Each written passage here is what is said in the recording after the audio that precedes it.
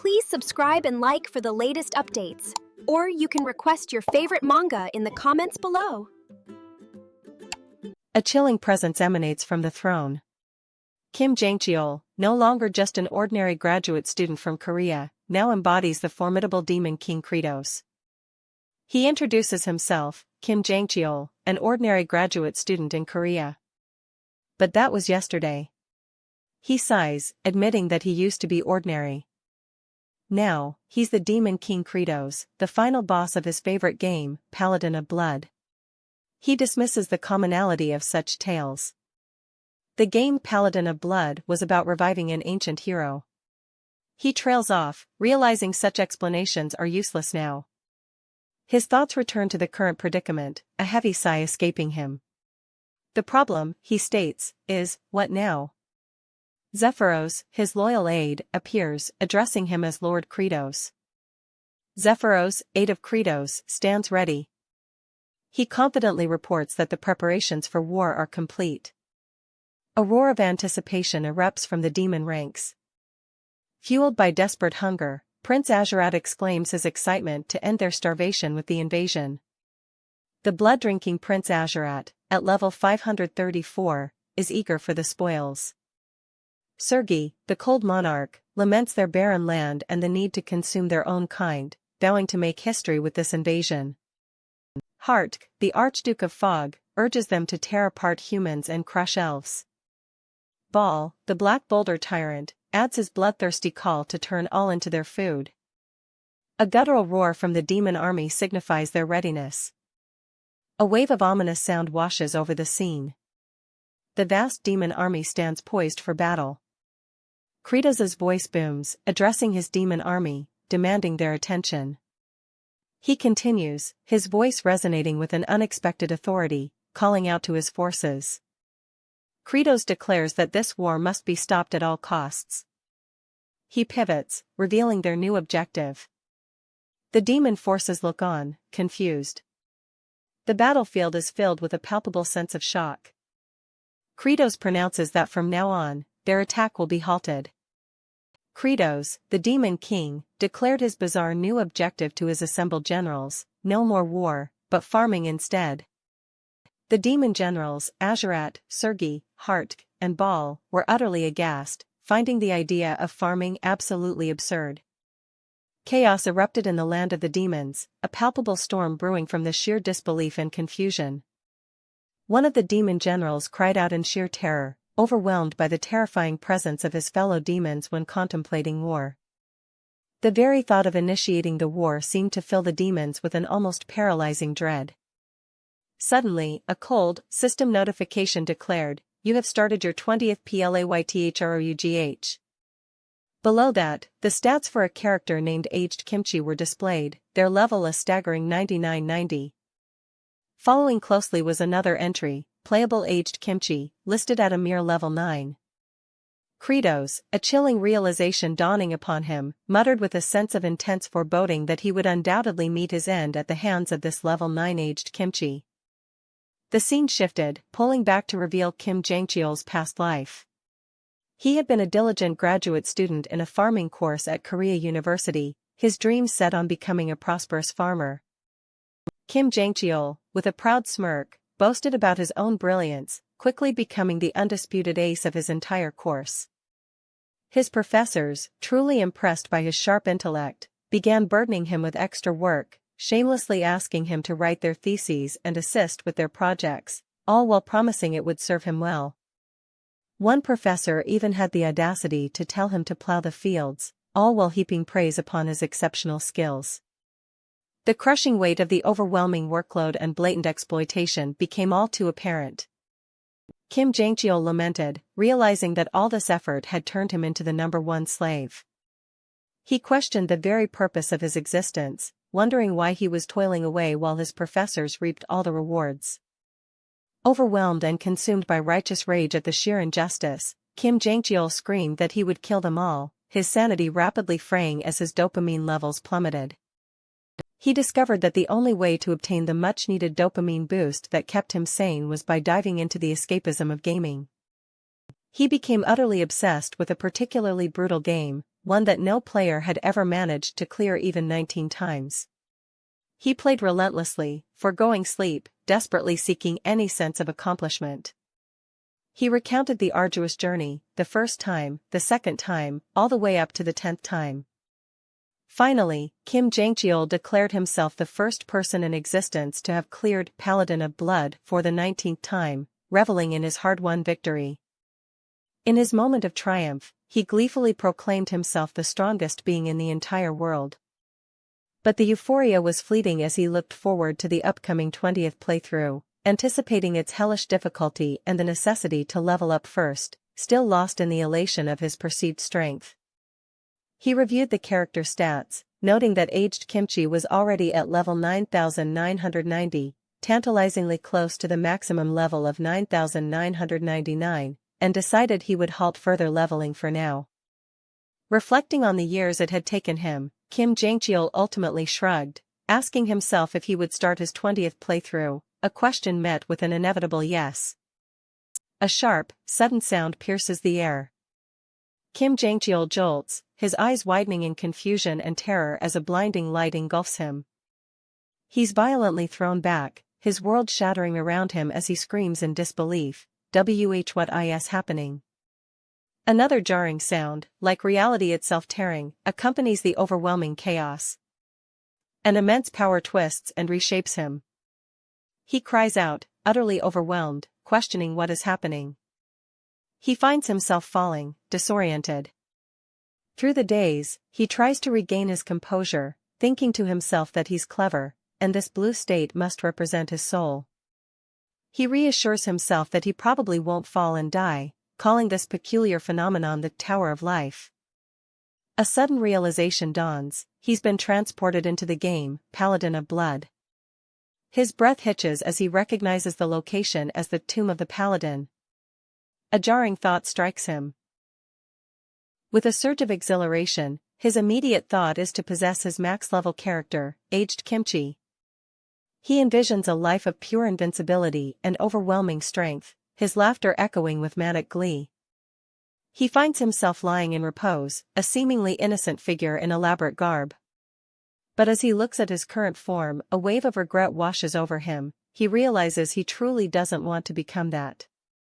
Another sharp, percussive sound accompanies another jarring movement. Confused and disoriented, he shouts in disbelief, questioning his destination and the entire situation. What? Where am I going? What the hell? He desperately protests, vociferously rejecting what's happening. Hey. That's definitely not it. No. I said, no. A low, guttural sound underscores his growing distress. He finds himself in the present, lamenting his predicament with a weary sigh, feeling utterly frustrated, thinking, present. Sigh. This is driving me nuts. He berates himself, realizing that if he hadn't entertained that foolish idea about aged Kimchi, he would have become the most overpowered character. His self-loathing intensifies as he calls himself stupid and an idiot. I'm so stupid. I'm an idiot. A demon general observes with a sneer, a flicker of understanding in his eyes, declaring that Kratos has clearly weakened. He adds, convinced that Kratos was simply scared and that's why he stopped their attack. The demon generals, driven by their gnawing hunger and resentment, conspired amongst themselves, proposing to share the demon king's throne if they managed to overthrow Kratos, reminding each other of his violent rise to power. One of them voiced a chilling concern: what if Kratos hadn't weakened at all? The implication was dire, a direct confrontation could lead to severe injury or even death for at least two of them. A tense exchange followed, with one suggesting Azurat act as a shield for their attempt, a proposal met with immediate, furious resistance and a threat of instant death from another. The gnawing hunger was a constant presence, fueling their desperation. The idea of finding definitive proof of the demon lord's supposed weakness resurfaced, a potential catalyst for their drastic actions. The implication was clear and stark: if such proof were found, they would have no other choice but to kill him. The palpable hunger and a grim sense of inevitability permeated the air, laced with a dark, almost feverish amusement among them. Silence descended, heavy with unspoken threats and simmering ambition. Then, a report came in, detailing the dire state of the demon army. Morale had collapsed entirely, leading to brutal infighting, cannibalism, and widespread desertion from the land of the demons. Zephyros delivered the grim news directly to Kratos. The four great demon generals were enraged, convinced he had weakened, and were actively plotting to overthrow him. Kratos, overwhelmed by the report, trembled, realizing that facing all four generals simultaneously meant certain death if he showed any sign of weakness. He then considered the possibility of aged kimchi, wondering if it was merely an empty shell without his intended possession. Perhaps a direct assault on the human world would be a better option than confronting the enraged generals. A video was presented, sent by General Oskmia, which depicted scenes from the tomb of the paladin. The video revealed scenes of extreme violence and suffering, with desperate pleas for help echoing amidst the terrifying chaos. A figure, bloodied and desperate, cried out for aid, only to be confronted by an aggressor with horrifying intentions, cornering them. The brutality escalated as the aggressor savagely attacked, causing immense pain and blinding the victim. A prolonged, piercing scream of agony ripped through the air, a testament to the sheer horror unfolding. Kratos recoiled, realizing the video showed a terrifying display of madness and brutality, making him dread the thought of encountering such a force. Trapped by his fears, Kratos saw no safe path forward. Confronting the generals meant death if he appeared weak, and charging into the human world risked a brutal confrontation with aged kimchi. The crushing weight of his predicament settled upon him. He questioned his very existence in this game world, lamenting his inability to find any shred of happiness. A desperate thought took hold, a single ray of clarity in the overwhelming despair. The only way out of this crisis was to address the core issue plaguing his people. He declared that resolving the food shortage and calming the chaotic demons was the only path forward. Zephyros, confused, asked where Lord Kratos was going. Kratos calmly explained he was going to survey land for farming, a statement that left Zephyros utterly bewildered. Zephyros, incredulous, pointed out Kratos' notoriously arrogant and ill-mannered nature. He then commented on how horrifying it was to hear Kratos use such a polite word, questioning if this was a new act or if Kratos had always been this way. Zephyros, who had appeared only once before without explanation, had somehow become a surprisingly popular figure amongst players. He now approaches a paladin, announcing that the demon lord no longer wishes to fight and asks them to turn back. The paladin reacts with a sudden, aggressive movement. Sounds of struggle and pain erupt. The paladin laments their weakness in protecting the demon lord, a sentiment players had interpreted as loyalty. However, they acknowledge the unprecedented nature of the demon lord's current actions, noting they've never met a demon lord who lost so much trust from his own people. Another demon, clearly annoyed, questions the demon lord's desire to farm in the land of the demons, remarking on his seemingly poor memory. Kratos, asserting his identity, insists he will continue, unfazed by the demon's aggression. The demon, in turn, wonders why Kratos isn't showing any fear. The demon reminds Kratos that not only previous demon lords but also Kratos himself had attempted farming on this barren land. They point out that with the extreme temperature differences, it should be obvious that nothing can grow here. Kratos acknowledges this, admitting he knows it's called the Land of Death. But he firmly states that with his current abilities, it's possible to save this land. Despite hating farming, Kratos declares that survival comes first. Then, he pauses, questioning something. A scraping sound is heard as Kratos begins an unusual activity, digging into the dirt. Other demons observe Kratos, finding his behavior strange, likening him to a beggar eating dirt. Zephyros is diligently writing, explaining that he is merely recording the demon lord's chronicles, a duty he considers important. He notes that the demon lord's memory has definitely deteriorated. Another demon expresses their frustration, calling Kratos a pain in the ass. Kratos observes the ground, remarking that it clearly lacks nutrients, specifically noting the absence of nitrogen. The narrative explains that nitrogen is an element absolutely necessary for plant growth. It's revealed that plants cannot utilize the nitrogen in the air on their own because the atoms form strong triple bonds, making chemical reactions nearly impossible. Humanity developed nitrogen fixation through chemical engineering, leading to a significant increase in food production. The text states that doing this here is impossible, as there's nothing to form the foundation for farming. Kratos realizes this means they need to utilize nature's nitrogen fixation mechanisms. He exclaims lightning, implying it's the key to the process. The high voltage from lightning oxidizes nitrogen into nitrite, which then mixes with rainwater and is absorbed into the soil. The scene shows rain falling and blue orbs, representing absorbed nitrogen, sinking into the soil. The main technique of Demon Lord Kratos is revealed to be the use of lightning to achieve nitrogen fixation, as he unleashes his power. A fierce strike landed, drawing blood. The Demon Lord unleashed a devastating bloody strike. His opponent, struck down, met their end with a cry of "You died." Kratos revealed his technique, a potent blend of lightning and moisture designed to create fertile soil, telling them to stand back. With a resolute cry, Kratos prepared to unleash his power, exclaiming, "Here I go." A flurry of blows followed, each one a bloody strike, echoing the desperation of the fight.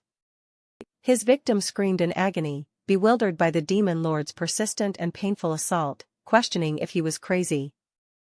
One of the generals, observing the exchange, noted with surprise, "Huh? He's gotten weak." Another general echoed the sentiment, confirming, "He has gotten weaker. He's weaker now."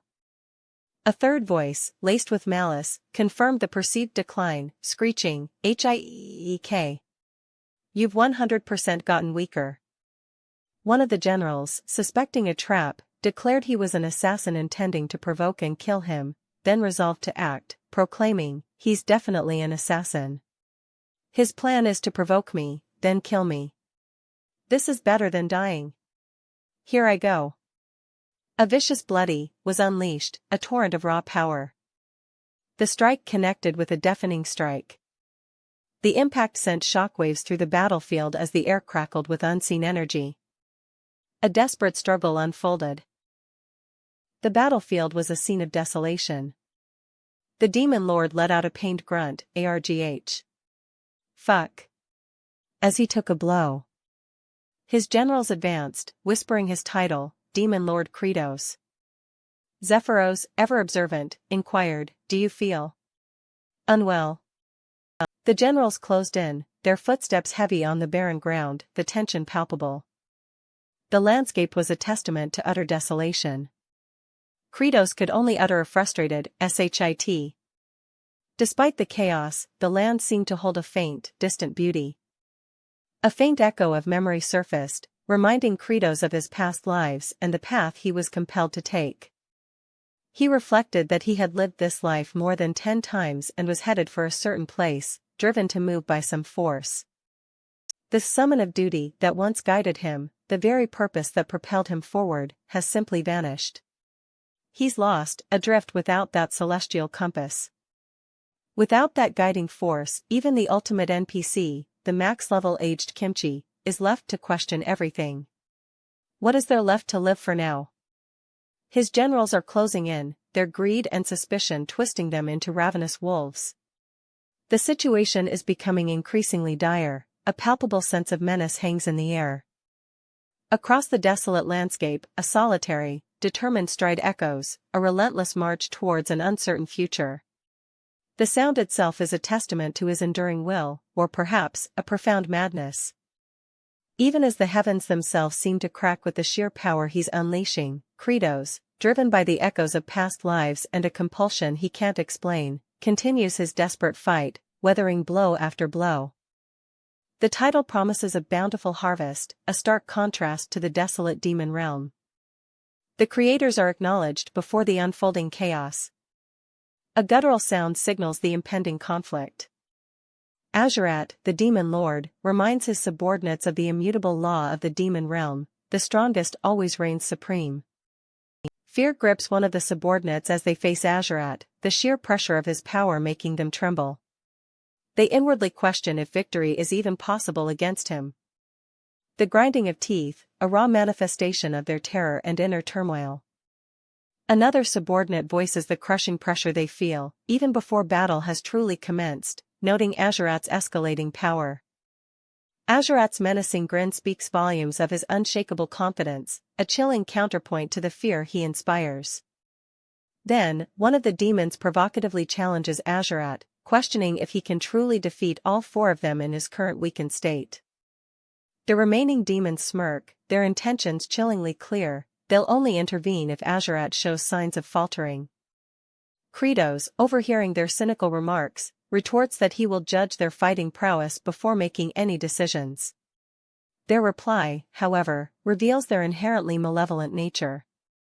Their demonic essence is undeniable, as they embrace their dark nature and the deadly tradition of fighting to the death, with no room for surrender. Suddenly, one of the demons shouts a warning, alerting everyone to Kratos' incredible speed. Sensing an opening and a chance for victory, Kratos declares he will triumph, convinced that Azurat is weakened. Panic sets in for one of the subordinates as Kratos makes his decisive move. Kratos, drawing on his past experiences, recognizes the exact movements of his opponent from a game he played extensively. He recalls the countless times he met defeat while mastering the game, and the eventual triumph of achieving a no-hit run. With newfound confidence, Kratos proclaims that Azurat's attacks will be futile, openly enjoying and laughing at his opponent's efforts, realizing this world adheres to the same rules as the game. A system confirmation solidifies Kratos' realization that this reality operates under the same principles as the game. Kratos receives a system notification. His successful dodges have unlocked a new function, targeting for special skills. He immediately unleashes a blood stroke. Azurat is struck by the blood stroke. An attack that should have been instantly fatal in the game, yet he remains alive and is already recovering, much to the shock of the other demons. Kratos continues his assault with strike, inflicting pain but unable to deliver a killing blow due to Azurat's undying nature.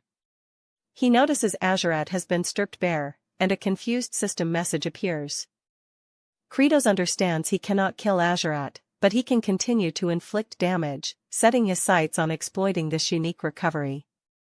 He devises a plan, ordering his companions to tie Azurat up, confident in their ability to do so, perhaps seeing their fear as a motivator.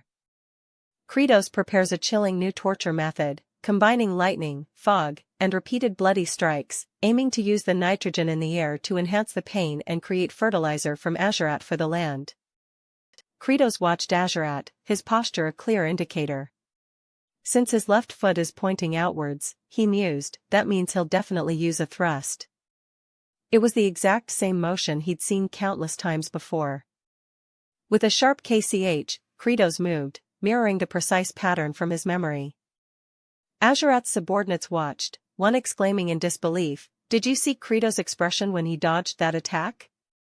He was about to counterattack and tear off his arm. Another questioned, "Why didn't he?" "Let's wait and observe longer." Suddenly, a chaotic burst of energy erupted. A bewildered cry echoed, "What's happening?" The ground trembled with the force of the clash. Kratos' eyes widened in realization. All of his movements are exactly the same as the game's, he thought, recalling the shock of his first encounter with Azurat. A stark memory of "you died" flashed in his mind, a grim reminder of those early days. Can he really be defeated? He pondered, remembering Azurat's unnerving speed, deceptive feints, and wide-ranging attacks. But then, a flicker of hope ignited. After dying once, thrice, and then 10 times, he finally managed to defeat Azurat for the first time on his 128th attempt. In subsequent playthroughs, he'd even achieved no-hit runs, completely outmaneuvering his opponent. A defiant cry tore from Kratos, "Gahhhhh." Simply put, he declared with absolute certainty, "There's no way his attacks will hit me." The arena filled with the cacophony of their clashing attacks. Sounds of combat reverberated, each blow landing with sickening impact. Kratos found himself thoroughly enjoying the fight, even laughing at Azurat's increasingly futile efforts. One of Azurat's subordinates growled in frustration, spitting out, "Scumbag." The intense energy of their exchange continued to flare, a tempest of power. A wave of relief washed over Kratos. It wasn't about defeating Azurat, but about a vital realization. This world shares the same rules as the game, he exclaimed, and a system message confirmed his understanding. Kim Jangcheol, you have realized the basic rule of this world. He blinked, looking at the blue interface. Huh? Is this the messenger I frequently see in Webtoons? A system message flashed, commending Kratos for his perfect dodges, a testament to his intense focus. Azurat let out a raw, agonized scream, overwhelmed by the pressure. As a reward for his skill, a vital part of the game system, the targeting function, was unlocked for Kratos. Kratos' eyes widened, a dawning realization spreading across his face. A targeting reticle, the kind used for special skills, locked onto Azurat's face. The implications hit him with full force. This was it. He knew what this meant. This was the key to unleashing true power. Kratos' hand began to glow, power surging as he prepared his devastating strike. With a fierce cry, he unleashed a technique he knew intimately, blood stroke. Azurat was consumed by a blinding inferno, the impact shaking the very foundations of the demon realm. The other demons watched in stunned disbelief. That attack, in the game, was instantly fatal. They marveled that Azurat was still standing, though clearly in pain, acknowledging his formidable regenerative abilities. Kratos didn't relent, launching a rapid volley of strikes, a relentless barrage of blows. Azurat was pummeled, his body battered by the ceaseless assault. Kratos continued, his focus shifting. He wasn't aiming for death, but for pure, unadulterated pain, knowing Azurat's curse of immortality prevented him from truly dying. Azurat lay defeated, his body crackling with residual energy, a testament to his undying nature.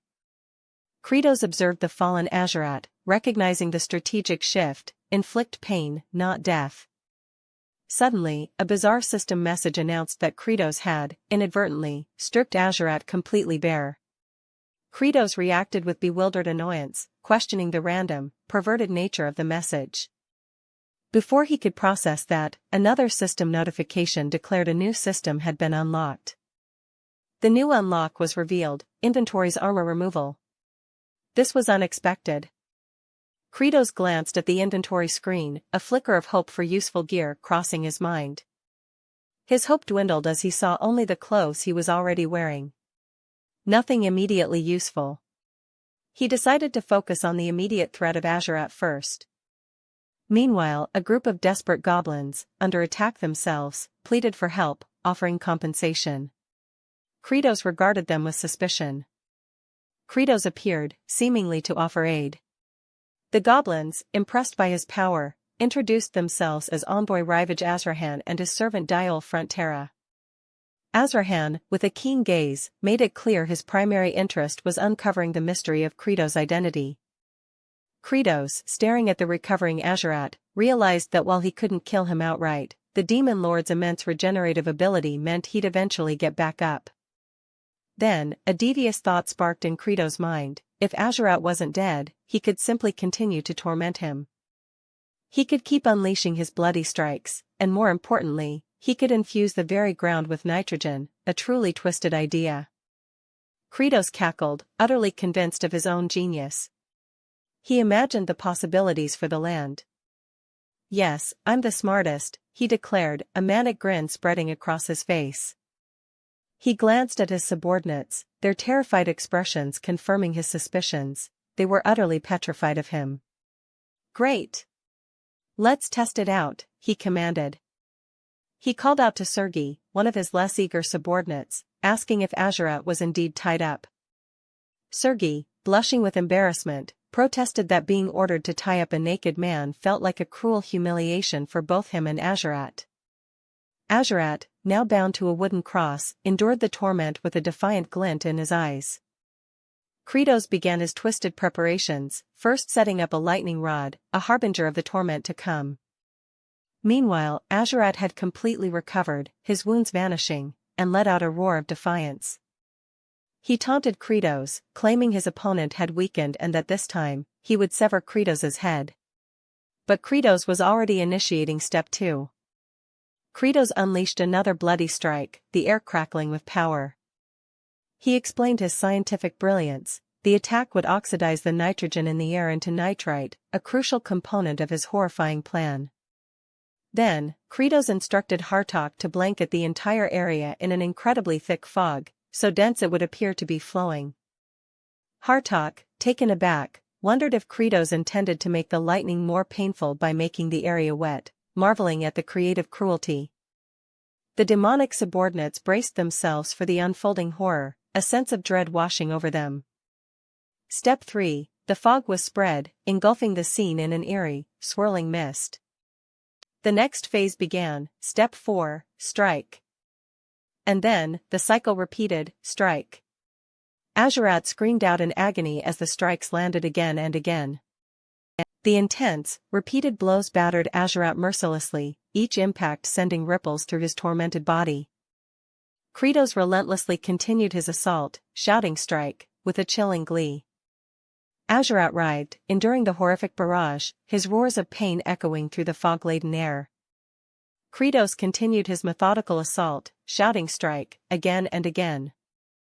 Awesome! With this, I can make the land here good ground with nitrogen. Kretos declared, reveling in his cruel genius and the promise of fertile soil. Kretos cackled with glee, imagining the absurdly fertile harvest his twisted experiment would yield, and shouted strike, as another blow landed. His laughter boomed, a maniacal sound underscored by the sickening impacts of his assault. The name Azurat was heard amidst the cacophony. More impacts rang out, each blood a testament to the pain he was inflicting. The rhythmic thudding was a percussive symphony of agony. The relentless strikes continued, a brutal, percussive rhythm of torment. As Kretos continued his methodical infusion of nitrogen, he pondered the next step in his grand, if repulsive, design. His subordinates watched, horrified. He explained that the loose, structureless soil was currently hindering proper oxygen flow and drainage. Kretos elaborated, noting that for ideal agricultural conditions, a crumbly, granular soil structure was essential. He declared with a sinister finality that the next crucial component he needed to create was manure. Turning to his horrified subordinates, Kretos made a grotesque demand, all of you, get me shit.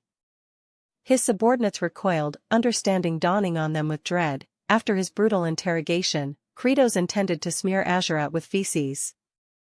They gasped in disbelief at the sheer barbarity of it all, exclaiming that it was unbelievably cruel. The subordinates were utterly aghast, struggling to comprehend the unimaginable depths of Kretos's depravity. The scene transitioned to a lush, sun-dappled forest.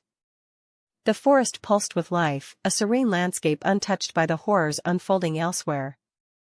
The soft sounds of shuffling through leaves could be heard as someone moved through the undergrowth.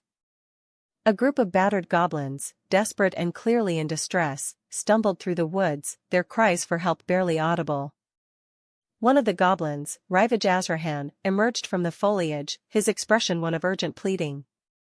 Rivage Azrahan cried out that they had been attacked by a group of goblins and desperately needed assistance. Rivage Azrahan, ever the diplomat even in their dire straits, offered compensation if Kretos would agree to help them. Kretos observed the desperate goblins, his expression an unreadable mask, while his own subordinates exchanged bewildered glances.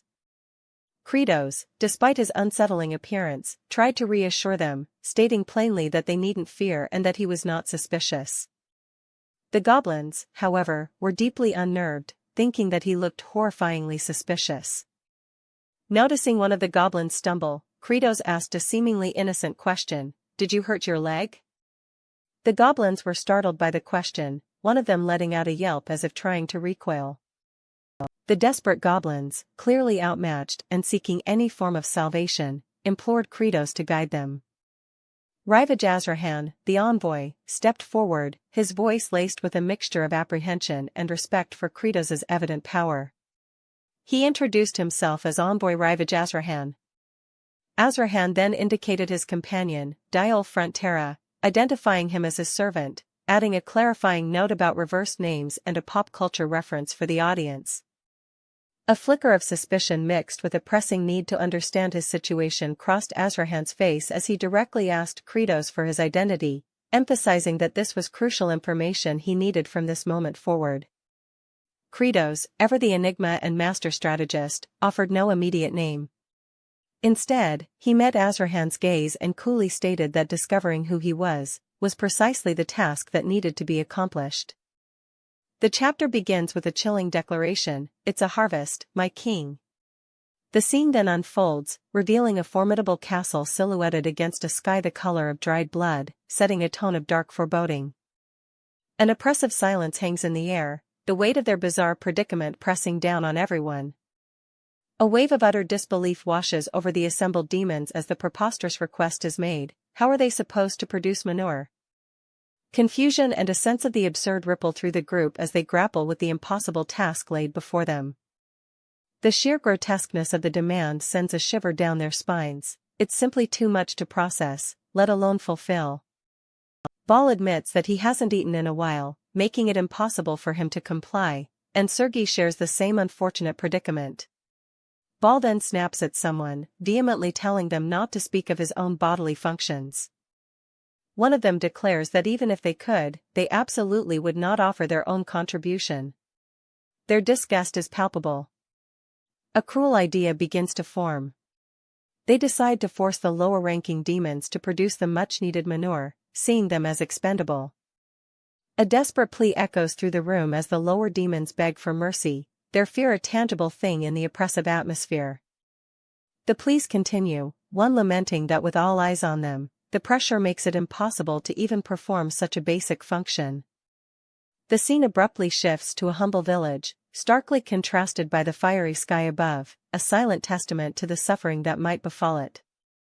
Back in the demonic domain, the pleas grow even more desperate, the villagers begging not to be subjected to this ordeal. A defeated-looking demon, clearly distressed, admits that others tried but also failed to produce, pleading for them to be left alone. Lord Hartok arrives, his impatience a palpable force, demanding to know why they are taking so long. He complains that he himself hasn't eaten in a while and is desperate. The presence of a website name is noted amidst the unfolding chaos. Someone agrees that the new plan is brilliant, their voice filled with a newfound, albeit sinister, enthusiasm. A dark, swirling energy begins to manifest, hinting at a sinister plan being set in motion. A burst of chaotic energy erupts, signifying the potent and volatile magic at play. A monstrous hand, claws extended and sharp, emerges from the swirling dark energy, ready to strike. A terrifying roar echoes as a demon is subjected to the dark magic, its body contorting in agony. The raw power unleashed is immense, crackling with dark and malevolent intent. Amidst the chaos and unfolding horror, a question is posed, what is it, as they observe the unfolding events with a mix of fear and morbid curiosity. Ball explains that piercing the demon's stomach would kill it, thus preventing any further contribution. He emphasizes the need for them to poop more so they can collect more. A sarcastic retort follows, noting that the plan is surprisingly clever, considering its origin. There's a grudging respect mixed with contempt.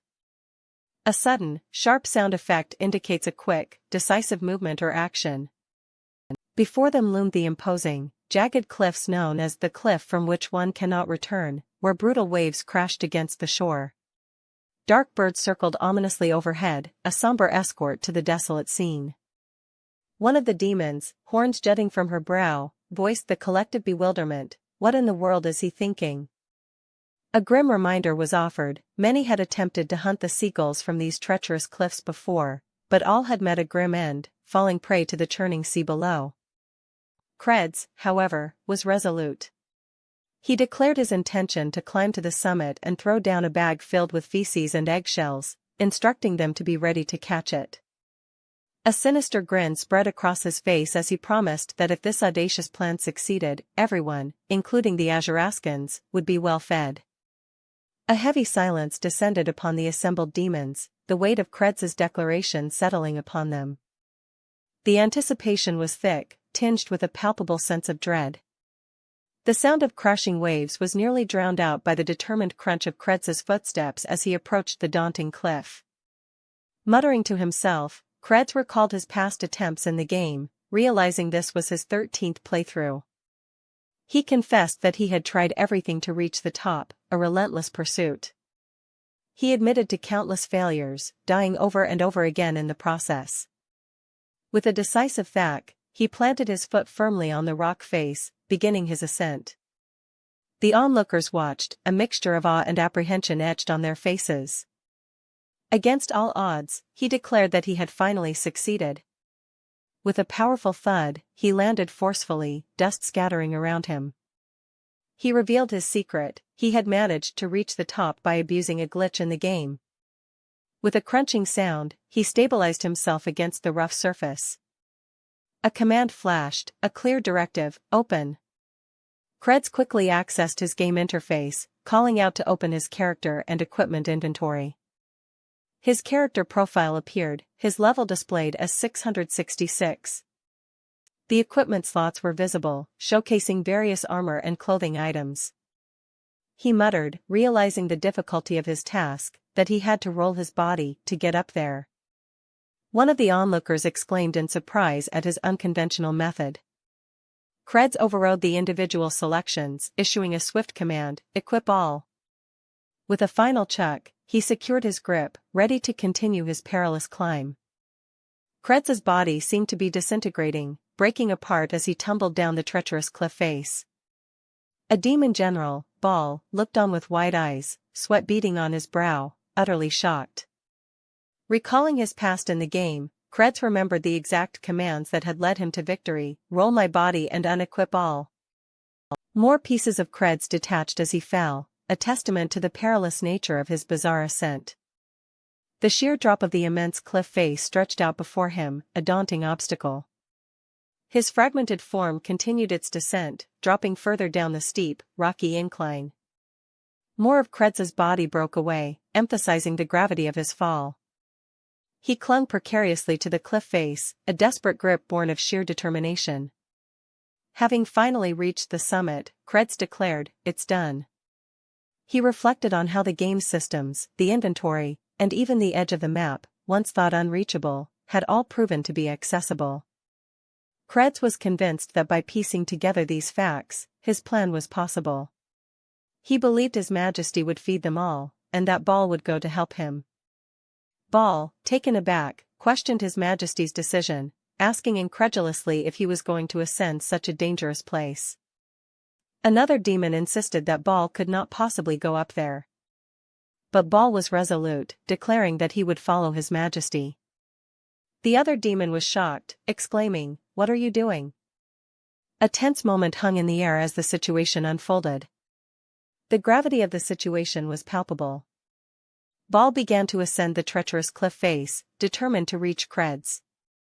As Ball attempted to help Kretz, he struggled immensely, complaining about how incredibly heavy Kretz was. Ball cried out that his arm was about to be ripped off, then questioned his own actions, wondering why he was even trying to save Kretz. The struggle continued, with Ball clearly overtaxed by Kretz's immense weight. Kretz, in turn, seemed to be exerting himself, trying to pull Ball up alongside him. Bale's sheer weight was a significant challenge as he tried to climb. In a flashback, a desperate plea was heard: "Jangcheol. Please, just this one time, help me." The speaker explained their dire situation: "The professor's not letting me submit my essay. So he can use me as his work slave forever." Ball could only stare, utterly bewildered.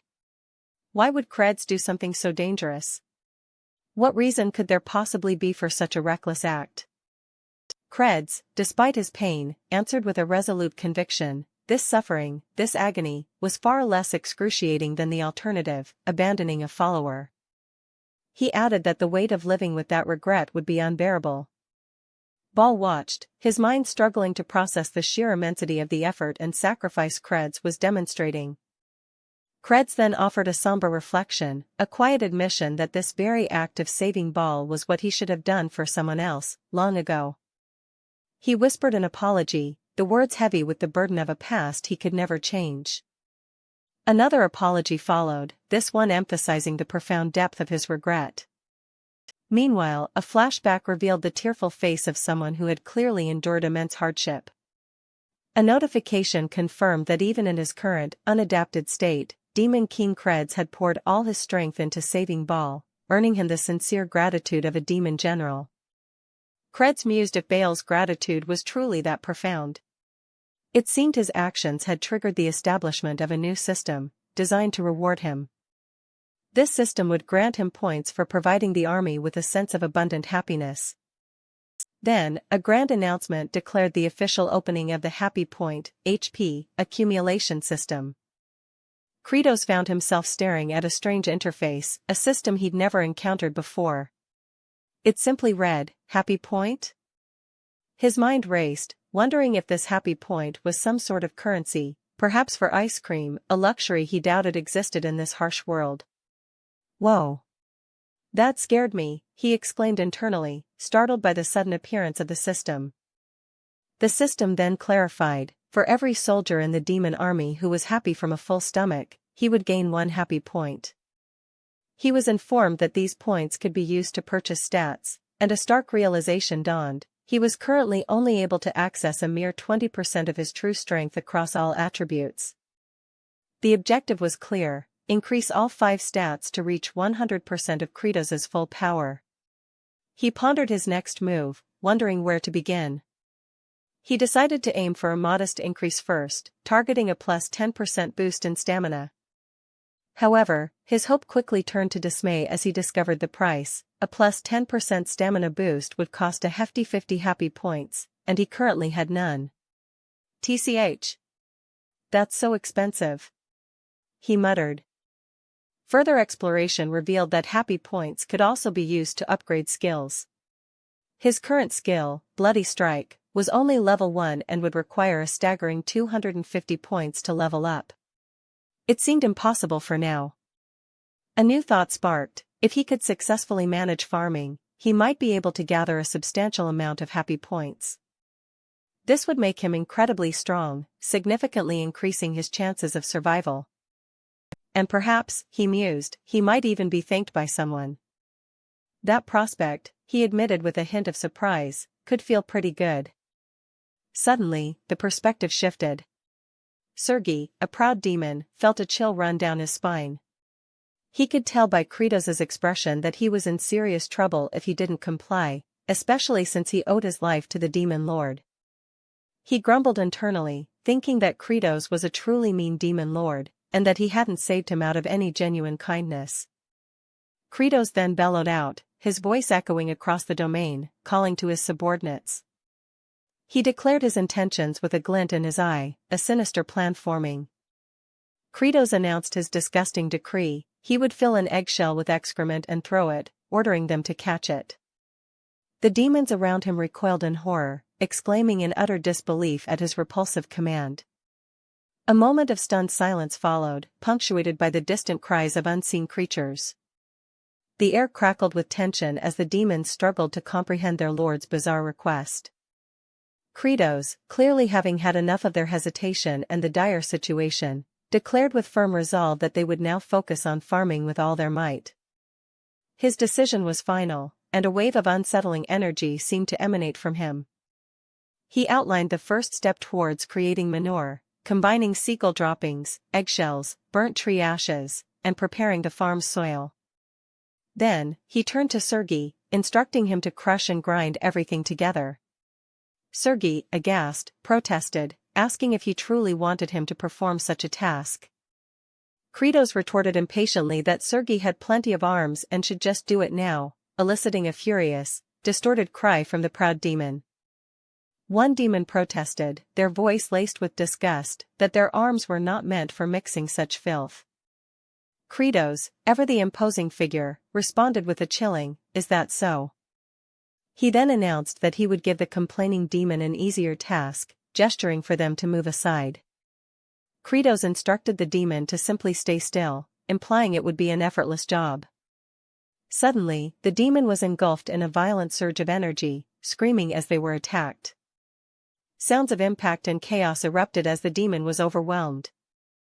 Another demon, relieved to have avoided immediate danger, muttered that they had been scared but had to remain vigilant because everyone here was so temperamental.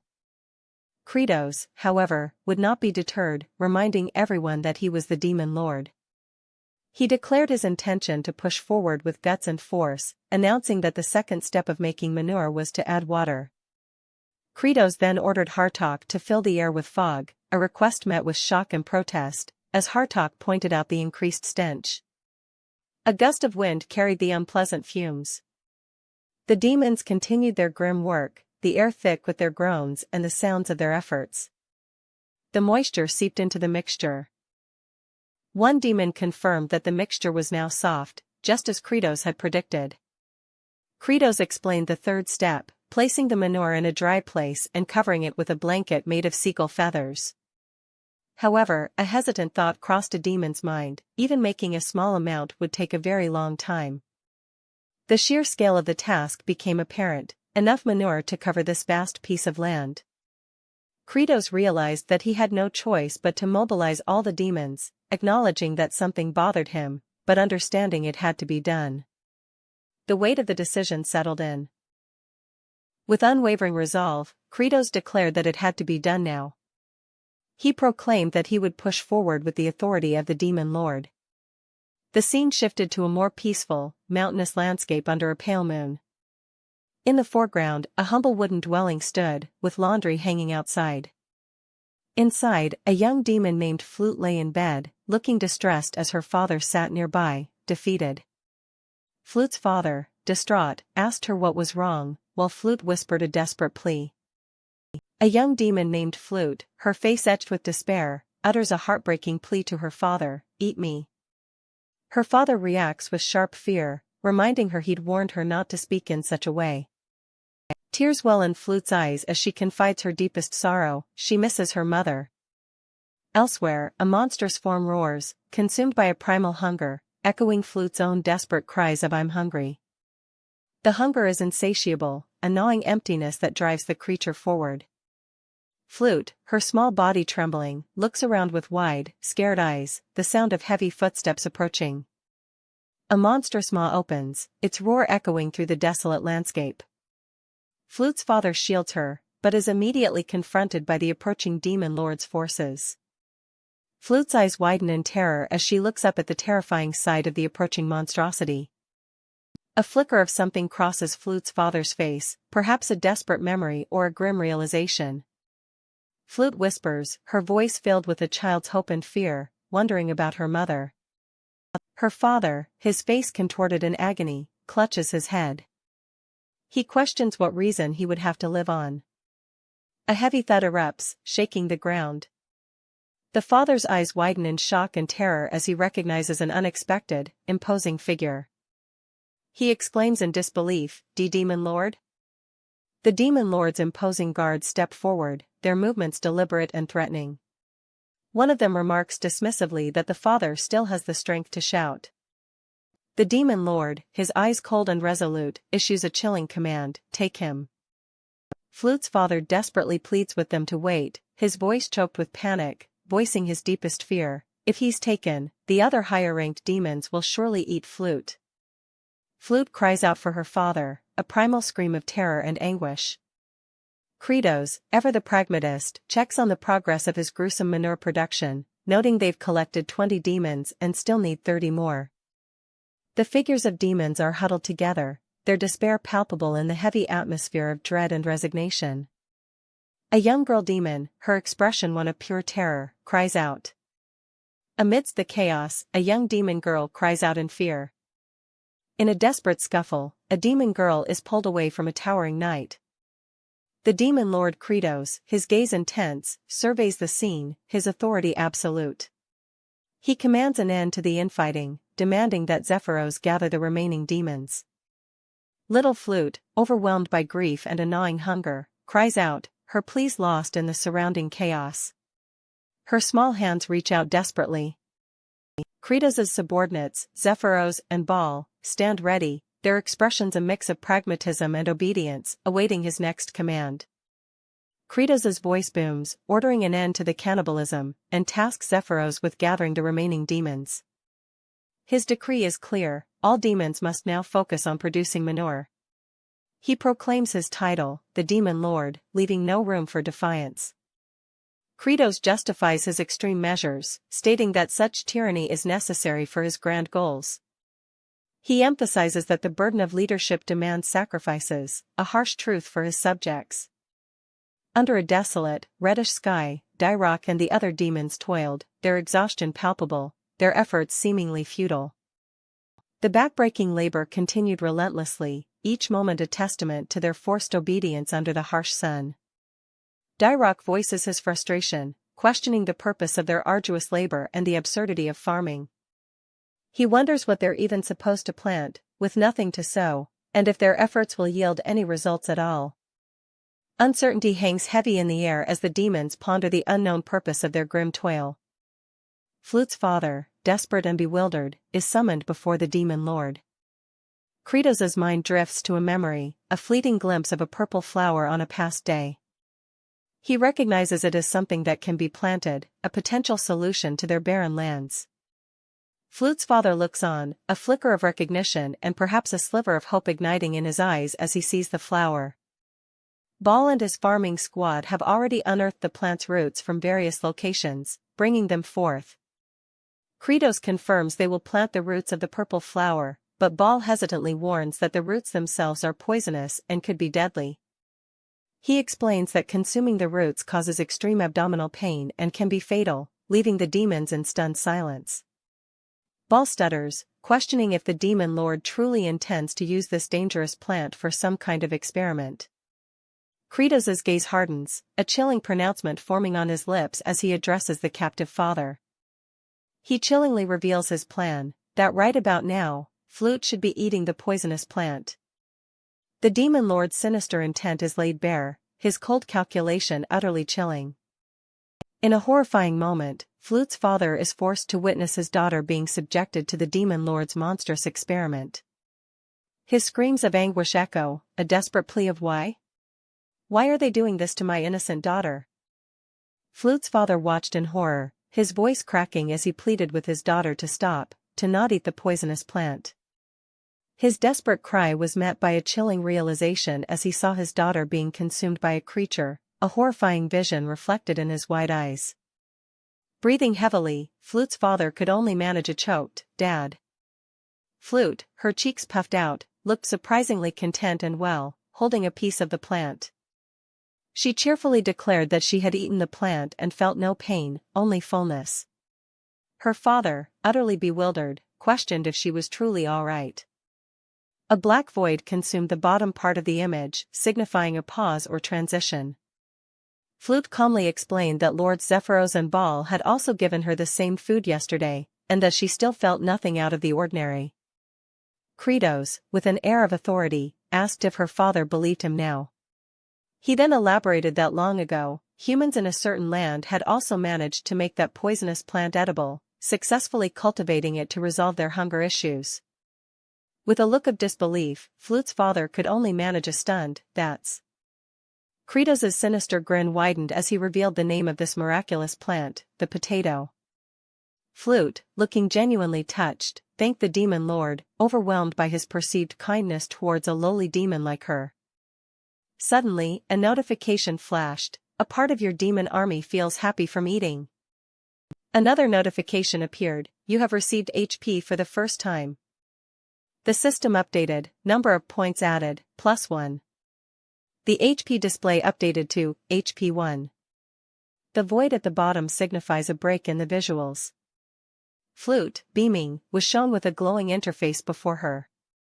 Kratos, his expression softening slightly, mused that he doesn't always need to appear serious, especially to a brat like Flute. He added that she simply needs to eat her fill and grow up tall.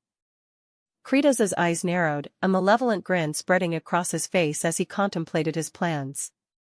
Whispers of suspicion spread among some demons, with one exclaiming that Kratos was trying to fatten her up so he could eat her. One demon cried out that he's really an evil demon lord, as the story hinted at a continuation. The desolate, craggy landscape stretched out, dominated by the imposing spires of the Demon Lord's castle under a fiery sky. This was the deepest, most remote part of the Demon Lord's vast territory, a place known as Chavandayan Tor. The territory was divided into 5 distinct areas, and this was the very deepest one. The climate here was extreme, freezing at night and scorching during the day. This unforgiving climate eerily resembled the Andean highlands, a place where past inhabitants struggled with a dire lack of food. In the past, people in the Andes were driven to consume poisonous wild potatoes. But who really thought they all died? After all, humans are an incredibly resourceful bunch. They possess an uncanny ability to make even the most inedible things edible, a testament to their ingenuity. One of the farming squad members reported to Kratos, announcing that their labor was laid out for him. Kratos, eager to begin, commanded Ball to start the stomping process. The process began with a powerful impact, followed by another and another, as Ball unleashed his meteor stomp. Kratos explained their method. They would freeze the potatoes for 5 nights, then melt them during the day and use Baal's meteor stomp to break them down. This harsh treatment forced the poison out, allowing it to evaporate into the air. They repeated this cycle of freezing, melting, stomping, and evaporating until the potatoes were dried and ready for a final, light cooking. Thus, the poisonous wild potatoes were transformed into chino, a food now safe for consumption. Kratos then called for the farming squad, the ones responsible for manure collection, to gather for a special distribution. It was time for a treat, a chance to sample their hard work. Kratos assured them they would enjoy this, but cautioned them to limit themselves to 2 servings each, as there wasn't much. One demon, looking at the remaining potatoes, wondered if they could simply make more. Kratos explained that what they had was far from enough for the entire demon army. To truly solve their hunger, they needed to plant the remaining potatoes and cultivate them 1,000-fold. A hesitant demon pointed to a root, recognizing it as the poisonous kind, and questioned if it was safe to eat. Another demon, fearful, recounted how a relative had died after eating such a plant. A more confident demon reassured them, stating that the demon lord had changed it, and Flute had eaten it without issue. Kratos, with a chilling smile and a glint in his eye, prompted them to eat up, asking if that was the face of someone who would give them food. He urged them to eat quickly, his voice laced with a dangerous sweetness. One of the demons, their face contorted with suspicion, voiced their deepest fear, that Kratos was merely waiting for them to succumb to poison after eating the chino. Despite their apprehension, as they tentatively chewed, the taste was surprisingly pleasant. A wave of hope washed over the farming squad, and soon, a resounding cry of "Long live the Demon Lord," echoed through the desolate landscape. Having seen one of their comrades consume the chino safely, the rest of the farming squad, emboldened by this reassurance, quickly followed suit. Their fears now quelled, they ravenously devoured the chino, the relief and joy palpable in their every action. Disbelief warred with wonder as the realization dawned, the demon lord had actually provided them with food they could safely eat. Overwhelmed with emotion, they affirmed their newfound trust in Kratos. Their cheers erupted, transforming into a unified chorus proclaiming their loyalty. Kratos! Yes, the chant began, a powerful testament to their gratitude. The chant swelled, filling the air with an almost delirious sense of relief. Kratos! Yes. Kratos! Yes. Kratos! Kratos, observing the scene, found the chanting a bit overwhelming and mused about changing it later. He noted how his determined expression seemed to inspire unwavering confidence that he could indeed make food from their barren land. A profound thought struck him, he might actually be able to end the tragedy of hunger in this land. A system notification confirmed that his people's happiness had generated points. He registered the gain with a slight hint of surprise. Kratos expressed satisfaction, realizing this influx of points meant he could enhance his own strength. He pondered which stat would benefit him most, considering upgrades to stamina, mental strength, dexterity, and magic power, but ultimately decided to wait and gather more points before making a decision. Turning his attention back to the farming squad, Kratos announced the division into manure and potato gathering squads, instructing them to spread the word that food could be cultivated even on their harsh land. He offered an incentive: any demon who unearthed wild potatoes would receive food vouchers redeemable for Chino. One of Kretos's subordinates, despite finding him somewhat annoying, admitted that Kretos was as sharp as he appeared and incredibly helpful. Kretos issued a direct command, urging the village demons to work diligently and unearth all the potatoes for him. He elaborated on the plan: one group would focus on producing edible Chino, while the other was tasked with creating manure, leading to a pungent but necessary task. The other half of the squad was assigned the crucial, albeit odorous, duty of generating manure. Meanwhile, some demons meticulously carried out the manure spreading, with one subordinate being directed with extreme precision, their movements dictated by Kretos. As the subordinate was subjected to a brutal demonstration, forced to stomp on a stake, another demon, Fikamer, declared their intent to work hard to produce nitrogen. As the subordinate was struck, Fikamer declared they would work hard to produce nitrogen, implying their destructive actions were part of a larger, sinister plan. With enough manure collected, the time had come to move on to the next crucial stage of Kretos's grand plan. The next step was to spread this collected manure evenly across their vast and desolate territory. But the sheer scale of the land was overwhelming. It was far too much for the depleted farming squad, who were already barely surviving on meager rations of Chino, to cover. One demon, bound and clearly suffering, cursed Kretos, wishing only for death to end his torment. Despite his agony, he could only acknowledge the grim reality: even starving, a loyal follower could endure and work endlessly for Kretos. Was there truly no alternative but to suffer like this indefinitely? His subordinate, Baal, questioned if Kretos had actually reached out to the Star Masters for more troops. Kretos confirmed that he had indeed sent messengers, ordering the 4 Star Masters governing each area to cease hostilities and provide assistance. Baal inquired if they had truly requested reinforcements from the Star Masters. Kretos confirmed he had sent messengers with an order to the 4 Star Masters, each governing Chavan de Antor, the 1st, 2nd, 3rd, and 4th star areas, to cease hostilities and provide assistance. Yet, no replies had been received from any of them. Baal mused if the messengers had succumbed to hunger on their journey.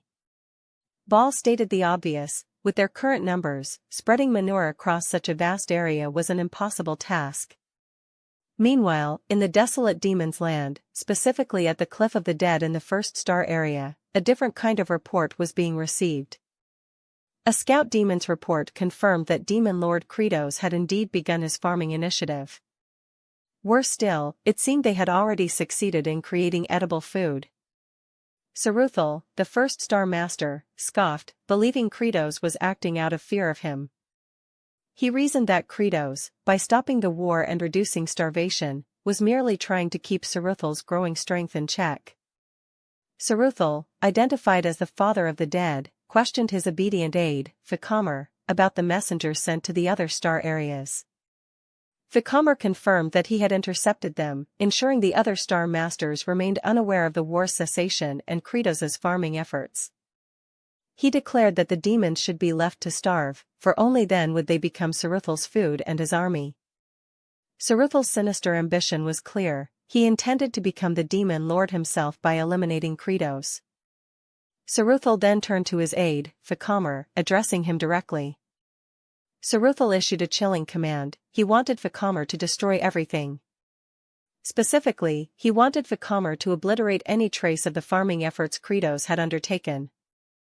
Fikamer and his wraiths descended, unleashing destructive chaos upon Kretos's nascent farmland, scattering the vital manure to prevent its reuse. As they wrought havoc, they taunted Kretos, their actions a clear declaration of their intent to obliterate his progress. Fikamer, Saruthal's aide, reassures Azurat, telling him that his lord appreciates his aggressive nature, hinting at future favor. Fikamer promises Azurat a place by Saruthal's side once Kretos is out of the way, then unleashes the wraiths with a guttural command. The wraiths descend, their spectral forms erupting with chilling energy as they move to their target. Fikamer barks out orders, demanding the utter destruction of the farmland. He declares the land must be ruined so thoroughly that it can never be used for cultivation again. With that, the wraiths begin their chaotic work, their energy ripping through the land. Fikama receives the scout demon's report on the manure and gleefully orders it to be thrown all over the territory. He instructs the wraiths to scatter it evenly everywhere, knowing the demons might try to collect it again. The command is clear: mix the manure into the very soil until not a trace remains, burying it deep within the ground. A wave of maniacal laughter fills the air as the destruction intensifies. A heavy silence falls as the sheer magnitude of the task ahead becomes apparent to Kratos's men. One of Kratos's men questions their next move, realizing that grinding the manure finely and mixing it into the ground is an impossible feat for their depleted farming squad. Fikama declares gleefully that Kratos's efforts are finished, his triumphant laughter echoing through the devastated landscape. Far away, within Kratos's territory, he can only ponder what exactly the enemy is trying to achieve with such a destructive act. A lone fortress, impossibly grand, stands against a sky painted with the soft glow of a distant sun and scattered clouds.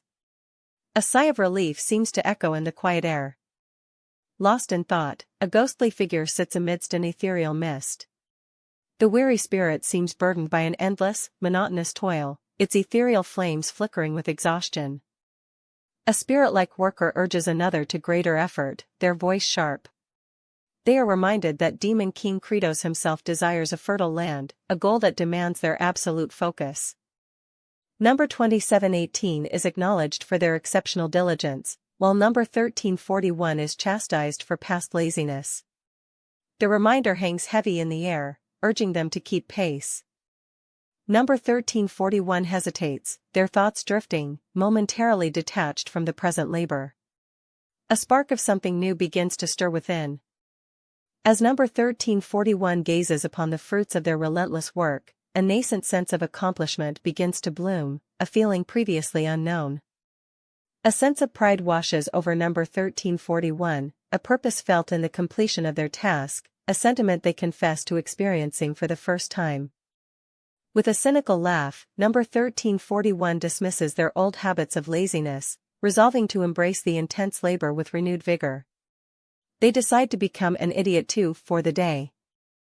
The workers, energized by their shared effort, exclaim at their own incredible efficiency as the work nears its end. Suddenly, they are startled by the approaching sun, a blinding orb on the horizon. In their focused labor, they've completely lost track of time. A wave of panic washes over them as they realize they are in mortal danger, yet, strangely, a profound peace settles within number 1341.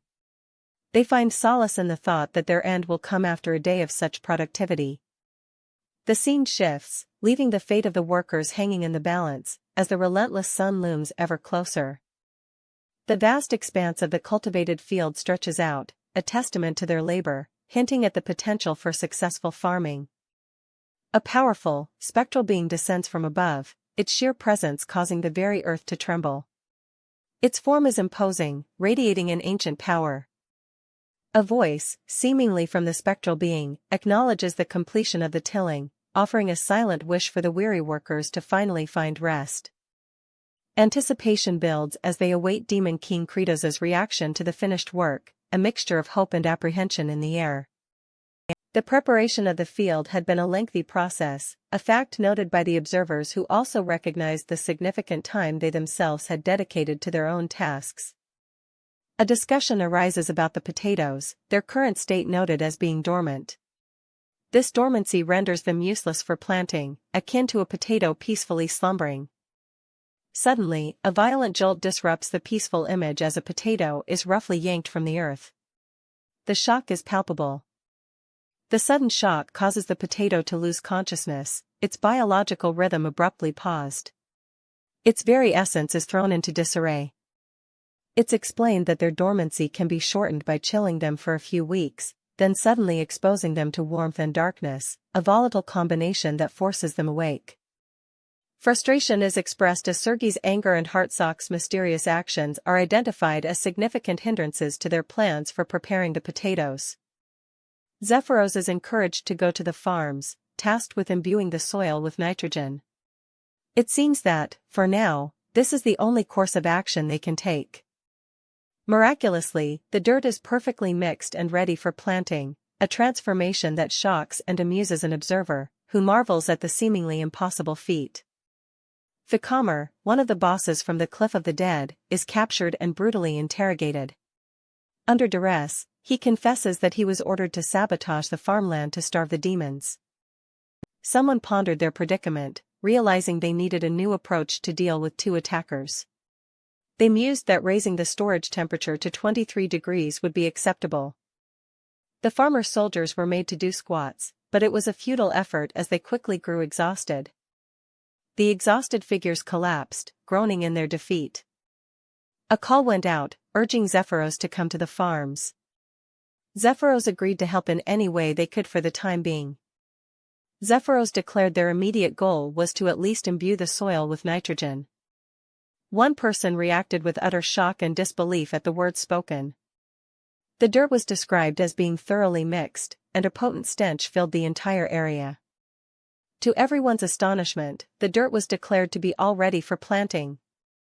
An observer questioned what kind of miracle this was, noting the shock on someone's face. Someone let out a gleeful laugh, celebrating the perfect success of the endeavor.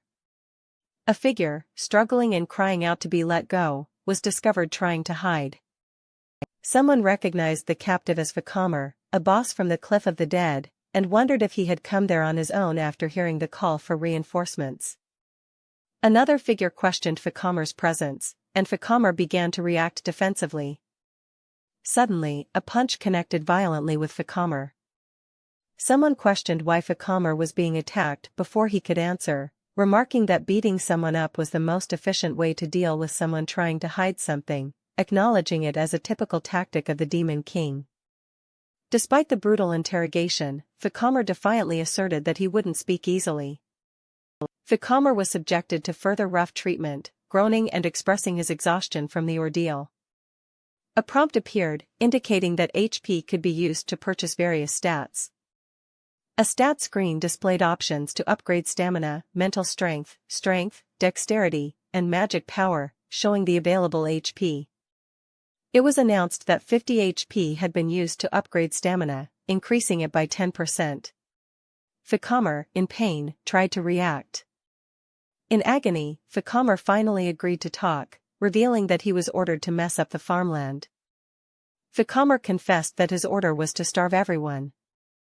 Fikamer explained that Saruthal was the one who cut off the requests for reinforcements, reasoning that Saruthal only becomes stronger when more demons are starving. Fikamer declared this action to be an act of revolution and suggested that this might present an opportunity. Demon King Kratos contemplated that eliminating the first Star Master Saruthal would serve as a severe warning to the complaining demons, especially since they would undoubtedly interfere with his farming efforts if left unchecked. His primary concern was finding a way to defeat Saruthal, given the latter's unnerving ability to transform his body into a ghost-like form.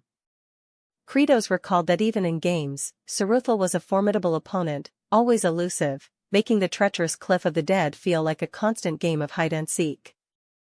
Saruthal's spectral form was a swirling mass of energy, difficult to pin down and dangerous to confront directly. The challenge became clear: if pests were too difficult to catch because they hid, then they had to be lured out of their sanctuary. This thought was punctuated by a chilling, intense gaze, hinting at a grim determination to deal with elusive enemies. A small, wide-eyed figure, clutching a spade, looked up with a mixture of fear and curiosity. The intense gaze then fixed on something unseen, a hint of malice in the sharp eyes. The same figure, now bound and seemingly trapped, demanded to know who was staring. A small, innocent face looked up, her childlike sounds contrasting with the grim situation. The captured figure, furious at being mocked, let out a sound of disbelief. The captured figure, enraged at being mocked by Azurat, unleashed a torrent of fury, vowing to kill the young upstart. The small figure let out a piercing scream, caught in the middle of the escalating conflict. Bound and defiant, Azurat threatened Demon King Kratos, promising a violent reckoning once he was free. Amidst the chaos, someone rallied the workers to act, but their attention was suddenly diverted by the unexpected arrival of Kratos. A bizarre scene unfolded with figures celebrating a peculiar achievement. A banner proclaimed, "Congrats!" Second lightning rod in the office. Figures resembling scarecrows and other grotesque forms were shown celebrating with hammers and umbrellas, their actions a strange mix of triumph and absurdity. The scene continued to depict the peculiar celebration, with more figures joining in the bizarre festivities. One of the figures, chained to a cross-like structure, reacted with disbelief and confusion upon hearing the banner's message. The realization dawned on him, a horrifying understanding that perhaps his ordeal was about to end. A manic grin spread across his face as he contemplated freedom from his torment. He expressed relief, no longer facing the prospect of endless suffering. Suddenly, a brilliant flash illuminated the sky as a bolt of lightning struck, and someone clarified that it wasn't just one lightning rod, but two. Another blinding strike occurred, illuminating two figures, both seemingly bound, caught in a terrifying electrical storm. The storm raged, and in the blinding flashes, someone cried out in agony as they were struck. Another voice shrieked, a desperate plea for their trusted confidant, Fikamer. The air crackled with raw power as the sky split open. Fikamer, caught in the maelstrom, was consumed by the unleashed fury. Suddenly, Fikamer's agonized scream tore through the air, a raw sound of pain. The assaults continued, battering Fikamer relentlessly as he writhed, the sounds echoing with each impact.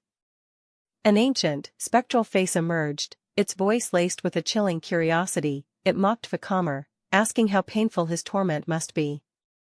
Fikamer's own cries of agony mingled with the otherworldly entity's pronouncements, a desperate symphony of suffering. The otherworldly force showed no mercy, intensifying its attacks as Fikamer desperately begged for it to stop. He pleaded again, his voice strained with agony, but the relentless assault continued. A cold, assessing gaze fell upon the scene, someone observing the torment and recognizing the creature as a reconnaissance wraith from the game. The chilling realization dawned, they were being watched, every move monitored by these spectral spies. A menacing voice declared its intent to make Fikamer regret ever interfering with its harvest, a threat dripping with malice. The demon lord, infuriated by the sabotage, vowed out a retribution. The chapter title card appeared, a stark contrast to the grim reality, proclaiming a bountiful harvest. Amidst the growing tension, a small, determined figure began to work the land, a low-ranking demon brat busily shoveling.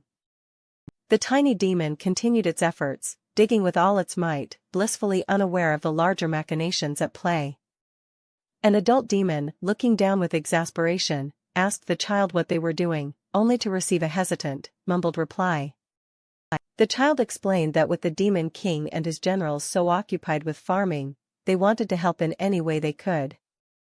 Another demon scoffed, calling the child a stupid low-ranking demon brat and pointing out that the field was already plowed, urging them to do something truly useful. The child's face lit up with gratitude, and they were then told they had not only plowed the field but also become a lightning rod. One demon, clearly charmed, called the child a cutie and said their hard work made it all worthwhile, while another scoffed at the fuss over plowing a field. Doubt was cast on the possibility of successful farming in this barren land, with the potatoes themselves showing no signs of growth. Yet, a hopeful whisper mentioned keeping them warm to encourage sprouting. The grim reality was spoken aloud, they were all going to starve. But then, a joyful cry of "potato sprout" rang out as the child cheered. The child, now running with excitement, was called back by an adult demon, who questioned what a mere low-ranking demon could possibly achieve. The child ran off into the distance, a small figure against the desolate landscape, leaving the adults to ponder their meager efforts. Kratos, observing this with a sneer, dismissed the child's contribution, a contemptuous thought crossing his mind, scoffing at what a low-ranking demon could possibly accomplish. A brief moment of quiet settled, the chaotic scene paused for a breath. The narrative shifted to a grander scale, showcasing a formidable castle looming under a fiery sky, hinting at the vast powers at play and the epic conflict to come. Sarupbul expressed his doubts, sensing a trap in the Demon King's strategy and questioning if he would truly risk rescuing Fikamer. He mused that the Demon King would first send his subordinates to gauge the situation. Of course not, Sarupbul declared with a dismissive scoff. To draw the Demon King out, Sarupul stated that every single one of his subordinates must be eliminated, leaving none alive, not even one. A faint sound indicated movement in the distance. From his throne, the Demon Lord scoffed at Kratos, calling him a fool. He questioned if Kratos truly believed his subordinates would appear just by waiting and preparing for an attack. The Demon Lord's own singular goal was clear: to ruin the harvest. He commanded his crop wraiths to descend. The crop wraiths roared as they were unleashed, their spectral forms shimmering with an eerie light. They moved with unnatural speed, a blur of spectral energy. Their directive was clear: crush all the potatoes and trample them into oblivion.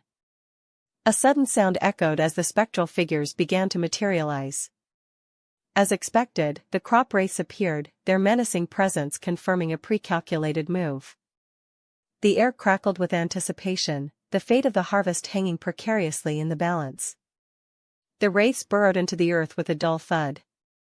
Kratos menacingly welcomed the approaching entities to their graves. A pained cry escaped one of the crop wraiths as it was struck. Recalling the game, someone felt a pang of despair, remembering the utter hopelessness when first encountering these crop wraiths. Sarupul's second elite force, these wraiths posed a significant threat. Their true danger lay in their swarm tactics. A farm guard braced himself, knowing that even physical contact with them was perilous. If touched, the wraiths would latch on and rapidly accelerate aging, a terrifying prospect. Adding to the terror, they mimicked any skills equipped, making them an unbearable nuisance. Despite the grim outlook, a thought surfaced: there was a way to wipe them out. Someone declared their intention to strike them with lightning-based items, asking who wanted to be fried first. Kratos readied himself, his body surging with power, ready to unleash a wide-area attack. Farm guards were deployed, their strong and loyal presence a stark contrast to the spectral invaders. The Demon Lord felt a surge of confidence, seeing the farm guards as his strongest units capable of defeating the crop wraiths.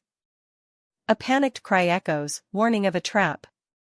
But the real danger wasn't the attack itself, it was what followed. Confusion grips the battlefield as blood splatters everywhere. It was Kratos' own blood, smeared the night before, a calculated deception. The ground itself trembles as dark energy begins to gather, a palpable force building. Now, Kratos unleashes his Phase 2 ability. An immense wave of raw power surges, crackling with explosive energy. This was the moment they had planned for, the activation of an ability that allowed for direct physical engagement. With a triumphant roar, Kratos commanded the deployment of his farm guards. His ultimate technique, wide-area bloody strike, was now active. Physical attacks were now viable, and Kratos rallied his farm guards to charge headlong into the fray. The farm guards charged forward, their battle cries echoing as they engaged the spectral enemy. They surged into the chaotic battle, weapons raised, ready to strike with all their might. Despite their unassuming appearance, the farm guards were the strongest units on the battlefield. Their formidable strength made the spectral crop wraiths seem utterly insignificant in comparison. Witnessing the ferocity of his forces, the Demon Lord felt a surge of power and confidence.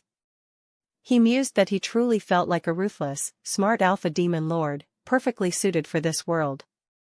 He then turned his attention to any remaining race that had somehow survived the initial onslaught. With a grim determination, the Demon Lord vowed to finish them off personally.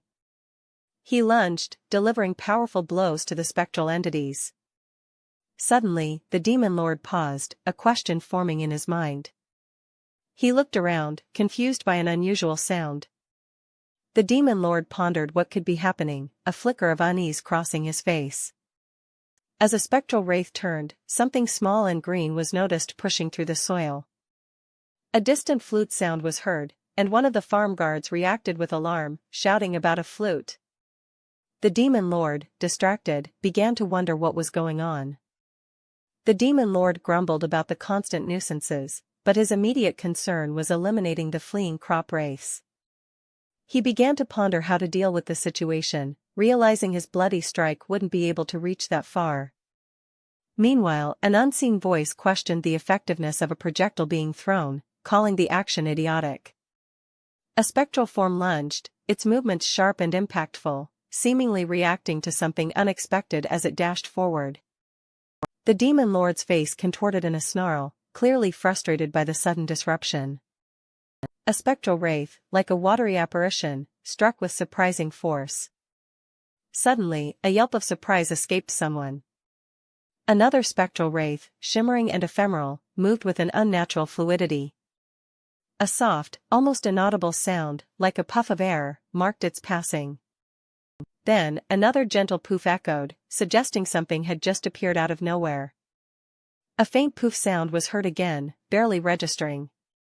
A series of soft thuds indicated something landing, perhaps small objects. The demon lord, catching sight of something unusual, hesitated, a thought forming, "Wait, that's..." His eyes widened in disbelief as he confirmed it, "A sprout?" A gasp escaped him as the realization dawned, the pieces clicking into place. He exclaimed, putting it all together, the race that accelerated aging had somehow jump-started the stalled biological clock of the potatoes. A tiny green sprout pushed defiantly through the soil, a beacon of fragile hope. He then turned and bellowed, "Good job, kid," to the young demon. A small sprout, barely formed, was visible, a testament to the unexpected turn of events. The demon lord addressed his farm guards atop a massive mound of soil, his voice commanding, "Farm guards, listen up." He continued, his tone resolute, "Forget luring Surutbul out. From now on, we're going on the offensive. That'll benefit us more," he declared, ready to seize the initiative. Bound and exposed, a being questions their very existence under a vast, ochre sky. Reflecting on their purpose, the being finds solace and gratitude in the radiant sun, the source of all life. Suddenly, a rumbling stomach interrupts their contemplation, a primal reminder of hunger and the persistent will to live. The being recalls Lord Azurat's counsel on cultivating potato sprouts, a breakthrough that promised a bountiful harvest of chino. Gratitude spills forth, for the successful cultivation has yielded a great harvest. Inspired, Lord Kratos has gathered many farmer soldiers for a similar endeavor, and they have set off to nurture new potato sprouts. Suddenly, the stark reality of hunger hits again, the sight and sound of food sparking an intense desperation. An offer of food is made, a kind gesture to someone clearly famished. A surprising burst of energy and aggression erupts, a desperate plea for more.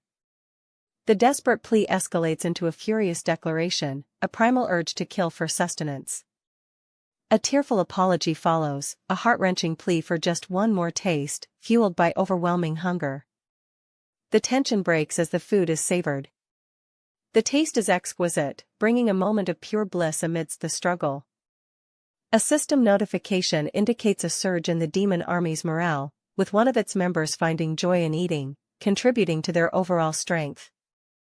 The demon lord muses on his forces, noting that among the 300 demons, including recent recruits who received chino, one is particularly experiencing this newfound happiness.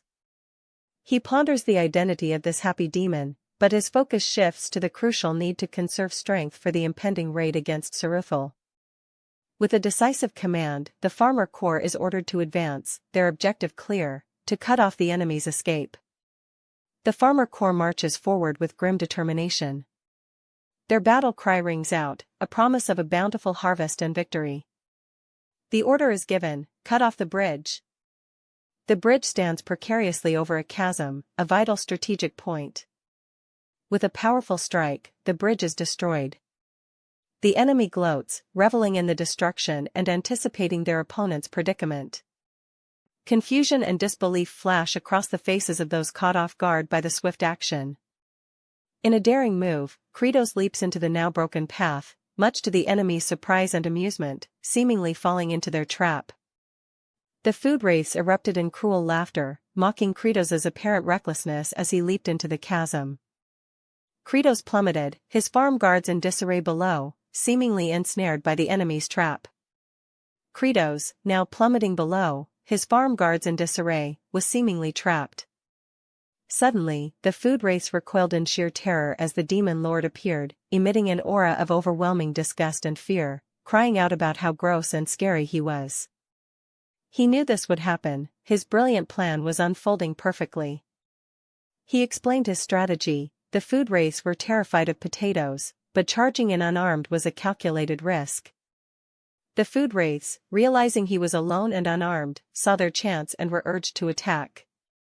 They believed that even grazing him meant their victory. With a mighty roar, he charged into the midst of the approaching wraiths. He declared he would use a special technique.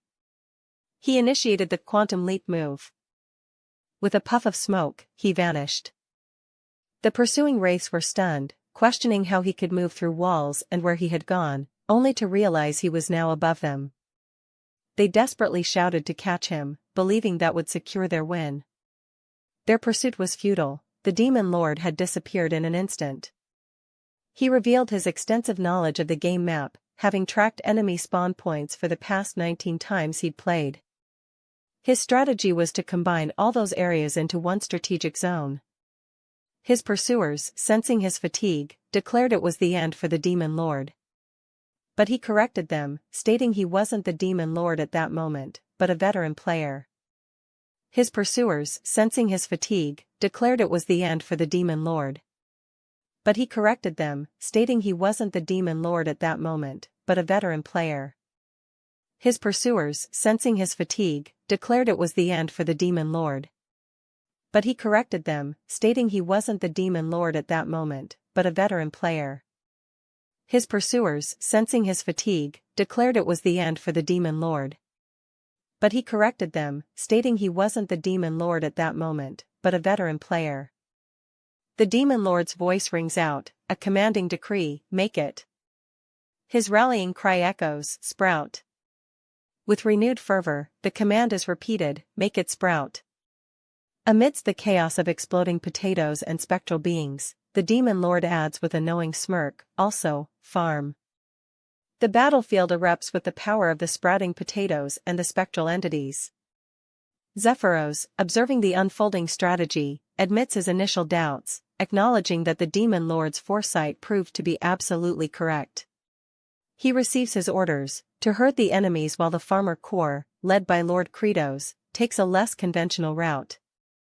The demon lord points to a forgotten aqueduct on the map, remarking that it appears to be a dead end, with likely nothing of value there. But he knows better, there's a secret shortcut hidden within. A knowing smile plays on his lips. He recounts how, after escaping the horrifying cliff of the dead, he meticulously searched the area just before the final map and discovered something.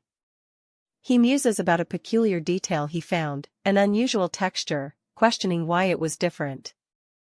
Driven by his player's intuition, he questions the anomaly. With a decisive push, the way forward is revealed with a thud. A hidden passage opens.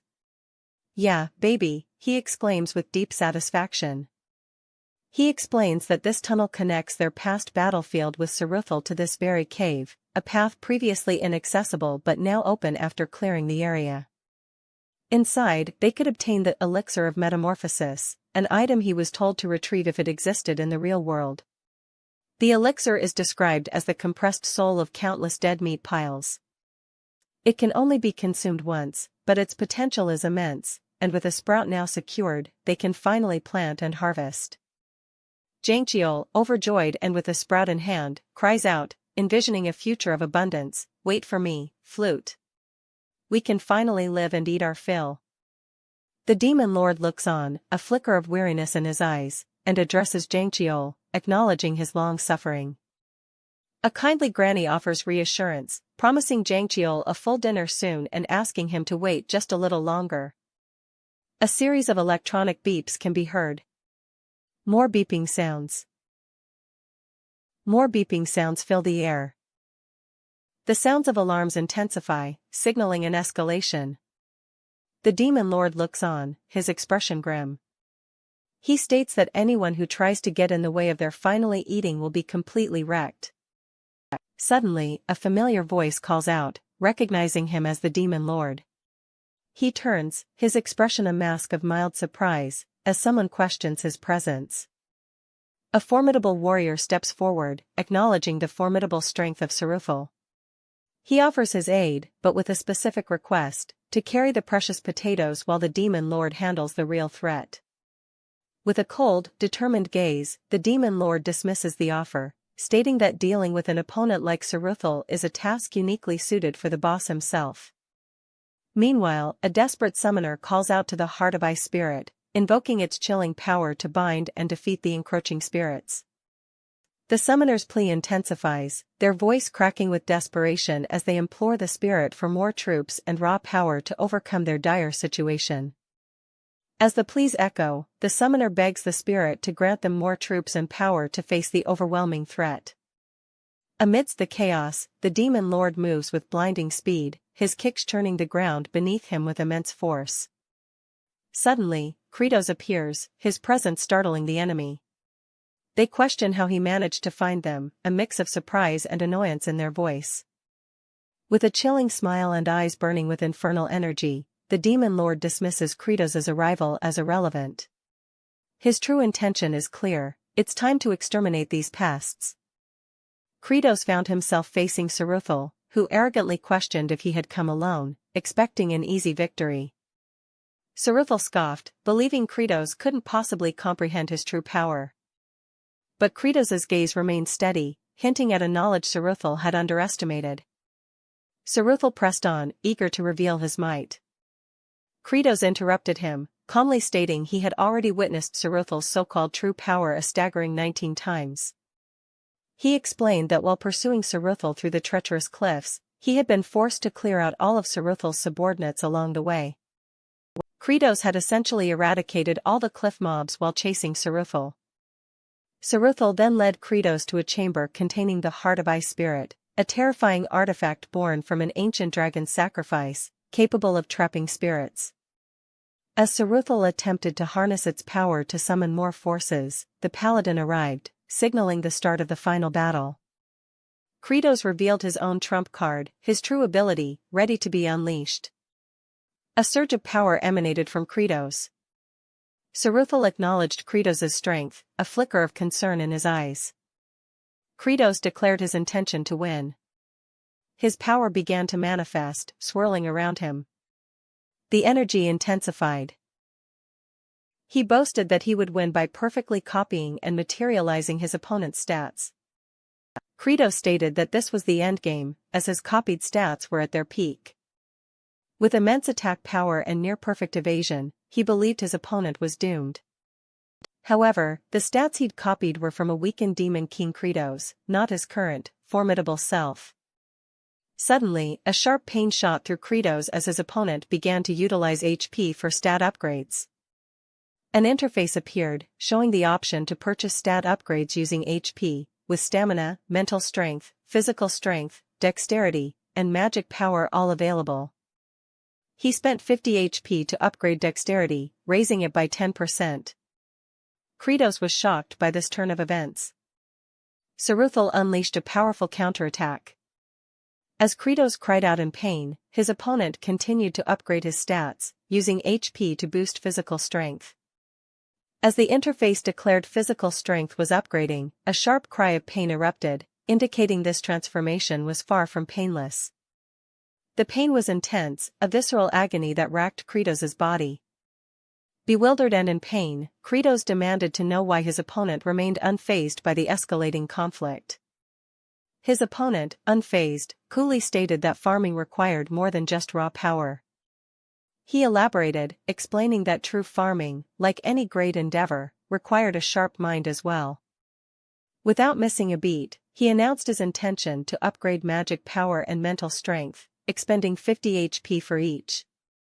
The system confirmed the upgrades, pushing both magic power and mental strength to 30%. A sharp impact echoed through the cavern. A grunt of discomfort followed, signaling the effects of the sudden change. Kratos watched, stunned, as a notification declared he had used HP to upgrade all his stats. His stamina, mental strength, physical strength, dexterity, and magic power all settled at 30%, a level he hadn't anticipated reaching so quickly. A bewildered "huh?" escaped Kratos as he processed the rapid shift in power. Suddenly, a growth quest was achieved: level up all stats. As a reward, a new skill unlocked, Summon Farmer's Throne, with a hefty unlock cost of 100 HP. The description of the Summon Farmer's Throne skill appeared, showcasing a regal seat adorned with an array of sturdy farming tools, a truly unique piece of gear. Kratos mused that the new gear was quite useful, acknowledging he did indeed need some upgrades. A subtle shift in his demeanor hinted that the fight was far from over. Kratos asked, a knowing smirk on his face, if his opponent truly believed the battle was already decided. He then declared, with immense power surging through him, that this was his origin form, the ancient evil dragon. The sheer power of the ancient dragon form was undeniable, its terrifying appearance and immense attack power leaving no doubt about its fearsome nature. Kratos' opponent acknowledged the dragon's might, noting it was fitting for a boss of the area preceding the final one. Kratos smirked, posing a rhetorical question that hinted at his ultimate advantage. He revealed that he had just come from the final boss zone himself, casting doubt on his opponent's perceived superiority. As Kratos attempted to speak, he was abruptly interrupted by a flurry of attacks from the relentless, hungry creatures. He observed the unceasing hunger and sheer inefficiency of his attackers, deciding a more direct approach was necessary. Demon King Kratos, with a chilling grin, stood ready for battle, his horde of subservient creatures poised behind him. His farm guards, a grim lot, stood in readiness. Amidst the escalating chaos, a voice called out, requesting a pause in the conflict to talk. The battle raged on, with an unseen presence seemingly observing the unfolding events. A single word, good, echoed, carrying an ominous weight. Then, a booming declaration, good harvest. You dare interfere with our farming? A frantic cry of die. Die, filled the air, followed by a desperate plea for mercy. Yet, even in fear, a thought arose, perhaps he could defeat his attacker head-on. Hesitation lingered, a reluctance to strike down something that seemed to possess a life of its own. But the hunger of his allies persisted, and the realization dawned that their relentless assault wasn't enough. With a grunt of pain and a surge of resolve, the thought solidified, they needed to be more efficient. A new skill was unlocked. The system announced the unlocking of a new skill, Summon Farmer's Throne, with Kratos' HP critically low. The command was issued with force, Summon Farmer's Throne. A blinding light erupted, signaling the activation of a powerful ability. A faint symbol flickered, hinting at an unseen observer. The scene shifted to a grand spectacle of light and energy, a divine manifestation. Amidst the swirling energy, a colossal, intricate structure began to manifest. A bewildered query escaped Kratos, "Huh?" Onlookers were astounded, exclaiming, "As expected of the demon lord. You didn't just let him die, you had to finish him off with a head smash for the final blow, too. So brutal. Savage." They continued, marveling, demonic. A true villain. That's what a demon king does. Useless small fries like us could never imitate that. A crowd erupted in cheers, urging him on, "That's right, Kratos. Yes. Kratos." Kratos, unfazed by the praise, simply uttered, whatever." With a roar, he unleashed a powerful surge of energy. As he felt a strange sensation, he exclaimed, I'm ascending." A calm voice narrated the completion of a monumental task, all the fields are plowed. The potato sprouts have emerged. And I've gotten rid of all the pests threatening the harvest. Now then. With the immediate threat vanquished and his allies cheering, Kratos declared it was time to plant the potatoes, his focus shifting to the future of his land. Amidst the triumphant shouts, the scene then focused on a powerful, glowing crystal, the heart of ice spirit, pulsing with latent energy. A moment of confusion washed over Kratos as something entirely unexpected entered the fray, a subtle shift in the rhythm of the battle. A system notification appeared, announcing the completion of a mission to defeat Saruthal 20 times. Kratos mused if he had somehow resumed from a previous game attempt, a thought tinged with disbelief. Further announcements revealed that a hidden event had been triggered as a reward for this monumental feat, the crystal beginning to stir. It was revealed that a sealed origin within the crystal had awakened due to its misuse. The power emanating from the heart of ice spirit intensified, cracks appearing as the sealed origin struggled to break free. With a final, explosive release of energy, the crystal shattered, revealing the source of the disturbance. Credo stared in disbelief, uttering a stunned, "What the?" Emerging from the remnants of the heart of ice spirit was a small, adorable dragon, its appearance catching everyone by surprise. Credos, taken aback, could only stammer, "A dragon." The little dragon, looking rather bewildered by its sudden emergence, let out a tiny voice, exclaiming, "T-Bone." The newly emerged dragon, T-Bone, seemed to be looking around, perhaps trying to understand its new surroundings. Emerging from the shattered crystal, a tiny, wide-eyed creature is revealed, T-Bone. Suddenly, the formidable demon Lord Credos arrives, radiating an aura of power. T-Bone, gazing up at the imposing figure, wonders if this could be its daddy. A sense of familiarity washes over T-Bone at the thought of daddy, even as Credos acknowledges the little one with a surprised Kia-bone. T-Bone remembers the fear of hatching into darkness, all alone. But now, its perceived daddy has finally found it, bringing a wave of comfort. Credos, holding T-Bone gently, can't help but remark on its undeniable cuteness. This praise, however, causes T-Bone's hope to falter. Could daddy truly be its caregiver? Just then, the farm corps return, their voices filled with excitement about the successful potato sprouts. "What a bountiful harvest," they exclaim, eager to celebrate. Their cheers echo as they anticipate the feast. But Credos corrects them, explaining the strategic wisdom of nurturing the crop for a greater yield. A sudden wave of fear washes over T-Bone. Does daddy mean he plans to eat them? Credos is momentarily bewildered by the sudden shift in the workers' demeanor. He greets the farm corps, commending them on the potato sprouts and their hard work. The farm corps, filled with a sense of shared accomplishment and a peculiar, warm energy, interact joyfully.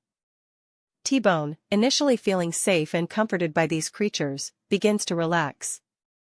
But the workers' perceptions abruptly flip, they now see the creatures as terrifying, their cheers turning to screams of fear.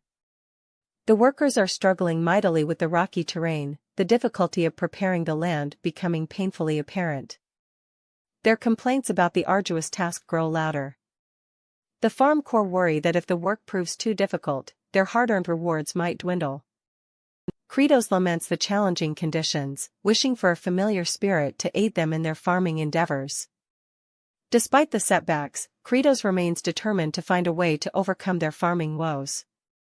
But their troubles are far from over, as a new threat looms. The fearsome flute appears, a menacing presence in the chaos. T-Bone, witnessing Credos' bravery as he charges into danger to protect its companions, realizes just how strong and kind daddy truly is.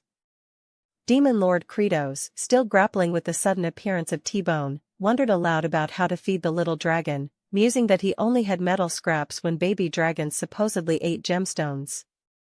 A subordinate approached, reporting that building the ridges for planting was proving more difficult than anticipated. Credos elaborated on the necessity of building ridges to properly plant crops, explaining that these mounds of earth were crucial for agricultural success. He explained that these ridges, formed from pure soil, were essential for agricultural success. But this wasteland was teeming with rocks. A worker cried out in frustration as their pickaxe struck something hard. No matter how much they dug, more rocks seemed to surface, baffling and frustrating the farm corps workers. T-Bone, sensing the distress, whimpered, feeling like they were all just slaves being worked to death. Credos grumbled that the land wasn't a field but a veritable coal mine, lamenting that clearing the rocks would take an eternity. He worried about the dwindling rewards if they continued to expend so much effort, noting that even reinforcements wouldn't solve this fundamental problem. Credos sighed, wishing for the magical convenience of a familiar, like a wombat that could clear rocks, as seen in other tales. Sounds of digging echoed through the desolate landscape. More sounds of laborious effort followed. Shaking off the complaints, Credos resolved that he had to find a way to fix this situation. He grimly acknowledged that this was just another in a never-ending series of unpredictable problems. Suddenly, a low rumble began to emanate from the horizon. The rumbling intensified, shaking the very ground. A sudden blast of wind swept through, carrying dust and debris. Demon Lord Credo's eyes widened in alarm, exclaiming that he had forgotten about a particular danger. He warned that this vast wasteland sometimes spawned razor wind events without warning. He explained that if anyone got caught in one of those, they would be shredded to pieces in an instant. Urgent shouts erupted from the farm core, "Take cover! Hide behind the rocks!" Credo's T-Bone clutched protectively, seemed to brace himself, preparing to face the onslaught. Panic filled the air as cries continued, "Get under something that creates shade! Get down! Go as low as you can!" Even from a distance, Credos felt the insane pressure of the wind, admitting it was far worse than anything he had experienced in the game. He clutched T-Bone tighter, shielding the little dragon from the fierce gale. A colossal threat loomed over the land, a natural disaster, the worst enemy of any farmer.